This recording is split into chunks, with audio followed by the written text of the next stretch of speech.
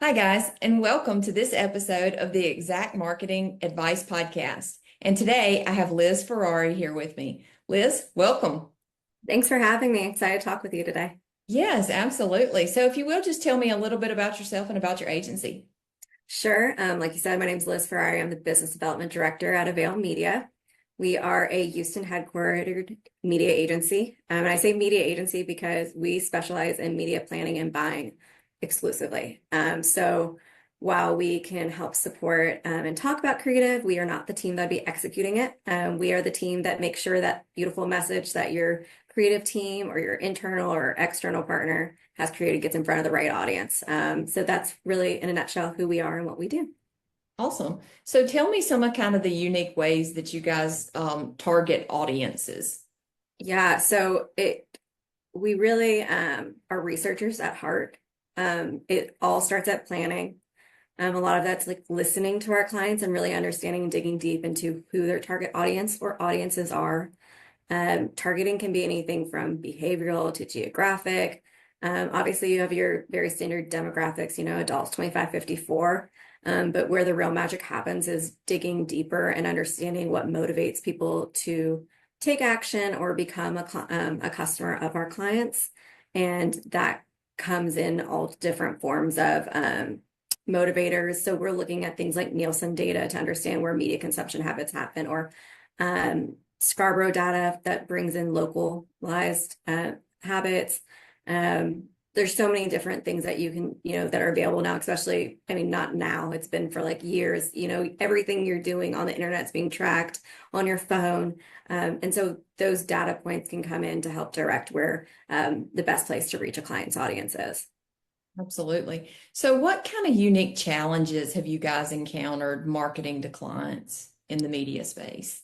From trying to reach clients for us to work with, or for our clients reaching their customer base? Yeah, clients reaching customer base. I'm sorry, I should have. No. Fragmentation, media fragmentation is huge. Specifically right now, I think what's a really hot subject is sports, live events. You're seeing, the Netflix of the world, they just had over the holidays, the Christmas holidays, they had their first NFL games on Christmas Day. And that is very unique because you're not able to buy those national streams right now at a local level or even a regional level. So clients that are trying just to buy a specific DMA like Houston or Dallas, it's challenging now to understand, how do we reach these consumers that we used to be able to just go to our local broadcast partners and know that we could get in the game. Now they're accessing it through, Netflix, YouTube TV, or even, for MVPDs, so multi-video platform devices like your Comcast or your Spectrums that are using streaming also. That's a whole different stream of advertisers, and some of them are very unique, and it goes from sport to sport. So I think that's one of the biggest challenges we're seeing, because live sport is such an important way and has been for such a long time to reach consumers, and it really has gotten a lot more complicated. So I think that's probably one of the biggest challenges right now that we're seeing. Yeah, one of the things I always say about that is it takes a totally different mindset shift, and there truly is a lot of education that has to happen around clients. And that is because for so long they have been trying to decide where to place my media, and you really have to switch that. It's no longer like where I'm placing my media, but who is consuming my media. We can put it anywhere. It's how do we find that person? And, and it's not so much, I'm not so concerned with what channel that person is watching. I just want to make sure that they're in my audience. So it's really this persona shift. It's really pushing to, who is my desired customer? Who do you want walking in your front door? Who do you want signing your contracts? And once I think that shift happens, I think that's where the magic really happens, especially in like the true programmatic side of things, for sure. Yeah, and that's definitely a big benefit of being able to shift and think audience, because it is more important to reach the person that is potentially your customer than just because you like Real Housewives or something as a marketer. But I think sports is that place that's pushing back a little bit where it's advertisers still want to be in those big games Absolutely. and capturing the audience because you can do sports targeting or sports enthusiasts. But I think there still is some magic of being, in the Super Bowl, in those big moments and trying to find ways for advertisers to still be able to content target. I think content targeting we're seeing come back a little bit because I think there was that swing of when it was all linear and broadcast, it was, oh, we want to buy the 6 p.m. hour on these networks. And it was so much about buying placement. Then it was educating people like, it's not really about the place, it's about the who. And now there's a little bit of a pushback of, well, we also want to be in specific content and how do we get there? Not that there's so many ways to consume it. So it's an interesting space right now. Yes, no, it absolutely is. So tell me, as far as like marketing trends, what are you seeing take off? And, you know, are there any differences from state to state? What are Yeah. you seeing people are really into? Where are they wanting to place their media? So I think the trends follow media consumption trends. Like I think, like you're saying, you follow the audience. And so the trends you see in advertising are also going to mirror what you yourself and anyone watching this is doing themselves that they weren't doing 5 years ago. So rise in streaming audio, podcasts, just streaming videos continually, getting, larger audiences. In the out of home space, I think that might be the space that's most regionally affected because cities like New York, Chicago have great, mass transit. So those are great places to reach. But Houston is a drive city. So Mhm. that's going to be a very different approach. Digital out of home is coming up a lot. But I'm in a market sitting in Houston where there's a lot of restrictions around it. So we don't have digital billboards inside our city limits. But in other cities, it's a great tool. So that might be more of a regional one. And I think that's also the research side of it. You can look at, national trends, but when you dive into markets, there's always going to be cultural nuances. Leaning back to sports, I think if you look at the South, college football reigns, but in markets where there's NFL teams, like those are going to be, so there's nuances there from city to city, state to state. But yeah, I think if you just think of yourself as what you were doing and how you were consuming media 10 years ago, and what you're doing today, those changes are probably mirroring the changes that people are having at conference rooms talking about how are we reaching our people? What do we need to add now? Social media, paid social, um, so very similar to what you see as a consumer. Yeah, no, absolutely, for sure. So tell me what you think has been some of the most successful client acquisition channels that you guys have experienced over the past 6 to 12 months. Um, this is probably one that most businesses would agree on. Referrals are always, it's like having a friend say like you should hang out with my friend because they're great. So obviously referral is I think the hottest one. Being able to have your clients advocate for you. It's always such a compliment, but it also leads to really great business. I still think those human connections are probably the strongest ways. The volume there is probably not you can only do so much, but like getting out and networking, meeting people, just having those conversations authentically. Uh, but I still think you do have to do a lot of outreach, which I think has gotten harder in recent years. It's so easy to I think there's also a lot of just fraud emails. So there's just so much being flooded into inboxes. But I think you still have to do it on the business development side. You got to make the calls, you've got to reach out and email. Social media outreach can sometimes be more authentic. I think rather than just sending, blanket emails, kind of having an idea of, why you would even think someone should have a conversation with you. But I don't think those are radical ideas by any means. There's probably the same ideas for the longest time that anyone in business development has had. But I do think keeping doing those is, important. No, absolutely. And I love how you said the human side of things. It's so funny. I don't think 15 years ago we would have even been talking about the human side of things. But, in this business, AI has just become this big, huge buzzword. Can you kind of give me a little dance with AI and how you guys are using it, and you know, how has it affected your agency at all? Sure. I think the interesting about AI is it's not necessarily new. I just feel like it's been talked about so much more. So, I mean, AI for audience targeting, improving, I'm going to use a industry term, but like trafficking of creative and stuff, that's been used for a long time. Or, being dynamic in the creative space and digital, like there's certain ways that AI has been a part of the industry for a really long time.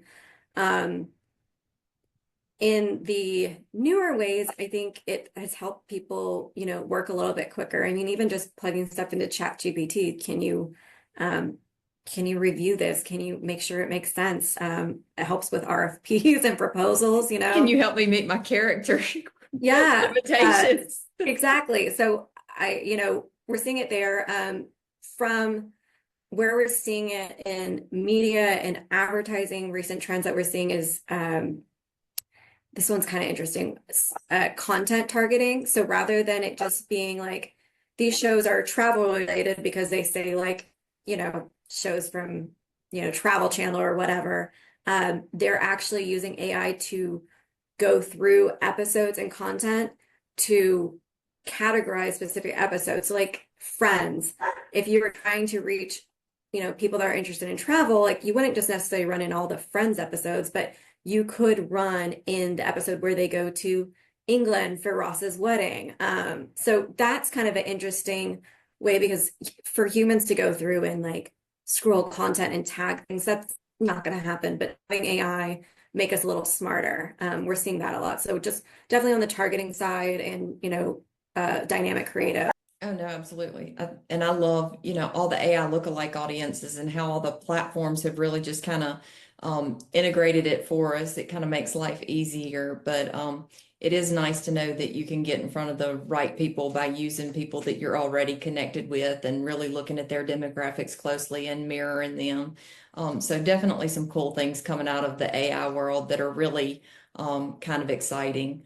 Um, so tell me, really kind of how you and your agency are kind of balancing the scales between growth and maintaining that quality delivery for clients. Yeah, I think one of the things I love, so in a previous life, I worked for a huge Fortune 500 company. And so obviously not all, some decisions had to be made based on, Wall Street. I work for an independent agency now, and our philosophy really is relationship first.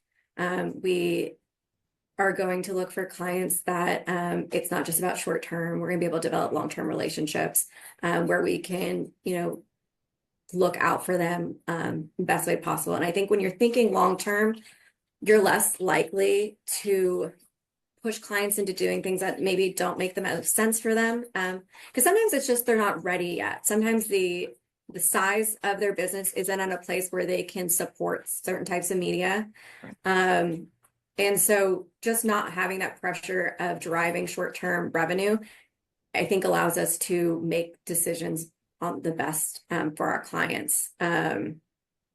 Also, we are very protective of our clients, and we won't pick up direct competitors, which is kind of unique. We don't know how you can pick a favorite kid. So how can you, especially if you have a client that's in the same market, they both want a certain area. There's only one billboard. How do you choose? I don't think you can do that fairly. So those are some ways that we kind of try to protect those relationships. Yeah, that's back to the age-old adage, you can't serve two masters. So totally understand that for sure. But no, that's a good philosophy to have. I definitely um, enjoy the relationships with clients. I think that's probably my most favorite part of my job is building relationships. And I say, if your clients aren't becoming your friends, you're doing something incorrectly, so I'm a big believer in that myself. So tell us, what are some things that have been like major bottlenecks in your agency, and like what have you done to kind of overcome those things? Yeah, trying to think. I mean, one of them, and I don't think we'd ever change the way we do it because then we'd be getting cookie cutter. But I mean, it's, from building and working with new business, it's usually the ballpark pricing that clients want to get an idea, which I completely understand. You don't want to, I mean, I hate walking into a store where I can't see a price tag and I have no idea if I'm anywhere in ability to afford what's in the store. And so I understand every time I talk to a client when they're like, well, ballpark, how much should I be spending? And it's really hard because I think if you're doing anything in advertising and you're doing it well, it has to be really custom. So it just in nature, smart advertising is custom. And so we can't, if we were to start to try to solve that bottleneck of being able to tell clients ahead of time, like, oh, you'll need X amount of dollars, it would get really cookie cutter. So I don't know if it's something we'd solve for, but that's definitely probably a bottleneck because I think in initial conversations we say a lot of, well, it depends and it depends on your goals. And so that there's a slow period in that initial discovery research side. But I'm not sure if you'd want to change that, to be honest. No, I totally agree. That's, I think one of the worst things that marketers can do is offer the package. That's, what one works for one doesn't necessarily work for the other. And, you walk in and you have an amazing website. Well, that's wonderful. And now we can start here. But if you walk in and you need a website, well, we've got to go back to square one. And so, you can't just walk in and say, here's your presented package and this is what we're going to offer you. I think that's a very scary thing. And I think it's a huge disservice to clients. I do. Yeah. So I love a custom approach as well. I think that's really, really important in what we do. We are not a one size fits all business for sure. So tell me what's your perspective on like the competitive landscape for agencies, and kind of how do you guys differentiate yourselves? Yeah, I mean, in our market in general, I've seen a bunch of recently new agencies popping up, and I don't know if it's, I think some of it was spurred. I know we're 5 years past it because of COVID, though, people sitting at home and, kind of thinking about getting out on their own and leaving whatever they were previously doing. So I've noticed, I don't know if you've seen that yourself, but a lot of new, one man, two man shops popping up. Are you seeing that as well? I mean, I know you talk to agencies across the I have a country. term for them. I kind of call them the solopreneurs of the world. Okay. And I am of the personal opinion that I think that it started with the whole I can make money on my phone from TikTok and I can be a marketer. Mm. And so it's like, okay, well, now I'm starting and well, if I can do this for myself, maybe I can do it for others. And so it's kind of started with this whole like, I'm going to podcast and I'm going to sell on TikTok and I'm going to, boost ads on Facebook. And then now I'm a marketing expert. And I think that, and so you see a lot of people that are coming out and, starting an agency and there is nothing wrong with like a grassroots movement at all. But, I think that you have to be very careful and that clients need to be very discerning in this atmosphere. Sometimes you get what you pay for. You know what I mean? In that sense that, go where there's a lot of experience, go where there's a lot of success. I would encourage clients to like look for case studies, those types of things. Prove to me that you've done this and you've done it well in the past and that, there is a good possibility that you can replicate those results for me. Don't sign up to be somebody's guinea pig. So that's kind of my thoughts on the, Yeah, what I no, call that's the it. solopreneur agency space. Yeah, that definitely makes sense. A lot less barriers of entry. Being able to kind of go into, especially digital space, you can kind of get in and learn it, and do some things yourself. And I do think there's some great benefits that there's these small agencies because there are a lot of small businesses that while they could maybe manage their, meta by themselves, or, even just really small media, and they don't have the time of day. They're wearing so many other hats. So having access to some smaller agencies that maybe could support their needs is great. So yeah, that's interesting. I wasn't even thinking of it that way, but that probably is exactly why they popped up. So yeah, we're definitely seeing that. And the way we differentiate for us is the fact that we are specialists. So we media planners, buyers only. We don't plan on changing that. We really truly believe that, while marketing kind of sometimes gets grouped and you have PR under it and you have events and actually the people that are doing creative production, those are a lot of different talents and specializations that take a lot of time and hours to be the best at that. And so we've really made the commitment of staying in front of media trends and educating ourselves this past month. We call it DigiWeeks, but it's been a month long of having different digital vendors come in and talk with us and educate ourselves and just staying in front of the trends so that, we can provide our clients with the best point of views and understanding of, this really rapidly evolving space. And I don't know if that's something you can do if you're trying to do 20 other things. And we've found a lot of great other agencies that kind of share that philosophy of really not jack of all trades, but a very specific, we want to be the best at one thing. And we've been able to partner some really cool creative agencies, video production. And so that's really where, we stand. But we completely understand that there are clients that really want that all-in-one where their creative team, PR, media buying is all in-house. And that's fine. There are agencies out there for that, and that's great. There's something for everyone. Absolutely. No, I totally agree with that. Yeah. So, you know, you spoke to this about how you guys do one thing well, but within that one thing that you're really focused on, which is media, how do you structure your teams to better service your clients? Sure. So we might be a little bit unique in the way that our team is planners and buyers. And by that, sometimes you have a split between the team that's doing the planning and all the research to the team that's actually executing the buying and negotiating and management of those campaigns once they're live. We really like the fact that it is the same team and person that is handling this because they understand the why. So if something changes during the campaign, they really can optimize and understand the research that led for the initial plan to be created. And there's not this pause of, oh, wait, we got to go back and talk to the planning team to adjust things.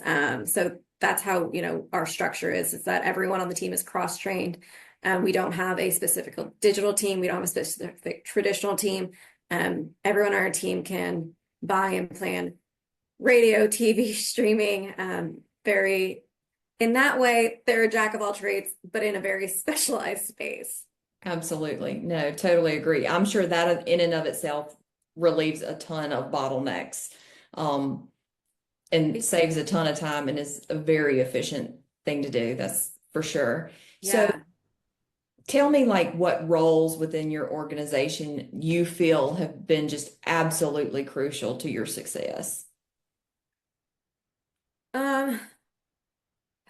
So I think it is kind of the planner buyer that we just went over is just having this idea of philosophy of research first and listening and coming from a place of understanding and really diving in and not making decisions based on, oh, well, this worked for this client. So I think the idea that the agency is completely structured on the fact that you can't just be a buyer, you actually have to do the research to understand why you're buying things, is really why it's successful because there's just so much thought into everything we do. And then pulling the same member of the team through the whole process, I think automatically really develops this sense of stewardship and importance of stewardship because while you always care for the client, this one person has been a part of it from the very beginning. This team is carrying it through every aspect of the advertising campaign. So it becomes their baby. It's so important for them that what they did all this research for actually gets executed, that the client understands, what the reporting looks like. And it just kind of creates this really nice cycle of feedback loop for, the client and internally. Absolutely. And so, is there any advice that you would give to maybe other agency owners or clients that are looking to expand their presence? Yeah, I think it's funny. I think being in advertising, we don't advertise ourselves very often. And I think, like you said, case studies can be important. So taking the time to, you know, document your wins kind of is helpful. Sometimes it's hard because you're running and you hear yes, this campaign worked great, and you run on to the next one, and then you don't even take the time to look at okay, what was great about it. You just and some of it's sometimes client feedback. They're not going to give you like, oh, it increased sales by 40%, but sometimes you get the anecdotals. So like keeping those, I think it's okay to like toot your own horn a little bit for where, you're great at. But yeah, I do think just, rethinking the fact that yes, while your main job always is to do the advertising for your other client, like also put on that cap for your own agency sometimes. I think we look at agencies and sometimes they're these doing amazing things in market and you never even hear their own name. They brand everyone else in your city, but they've never branded them, done any brand awareness for themselves. You see me, I'm literally laughing hysterically internally because I feel like a lot of times we are the shoemaker's daughter who has no shoes. Yes. And because you're so busy doing things for others, and it's like, it's as a matter of fact, I looked up the other day and there was a campaign that had a 15% click-through rate on Meta, and I was going, wow, that is astronomically crazy. I was like, we need to do a case study on this. And then I look up and it's like 3 days have gone by, and I was like, I still haven't asked for that case study on that. That's like crazy results. So I get it, it's like, so I totally understand what you're saying. And that is true. Just expanding that presence, I think is really important for sure. So tell me, if Liz, if somebody wants to get in touch with Avail Media, what are the best ways to reach out to you guys? How would they get in touch with you? Sure. I mean, phone, email, LinkedIn us, Twitter us. No, I'm just kidding. Our the website is availmediagroup.com. I can be reached at L as in lemon, Ferrari, just like the car, Ferrari at availmediagroup.com. I'm on LinkedIn if anyone wants to connect that way. And then, our phone number is listed on the website as well. If you rather do a form, you can drop the form in there. So we're pretty easy to reach. We're on Instagram, Avail Media GRP. So a fun little advertising term there. Pretty much anywhere. Awesome. Good. Yeah. Don't send a homing pigeon. Yeah. I mean, I don't think we have a fax machine either. I do not think we have one of those. Good. Well, thank you so much for your time today. I really appreciate you being with us and imparting your wisdom upon us all. So, I enjoyed the chatting with you. conversation. Yes, absolutely.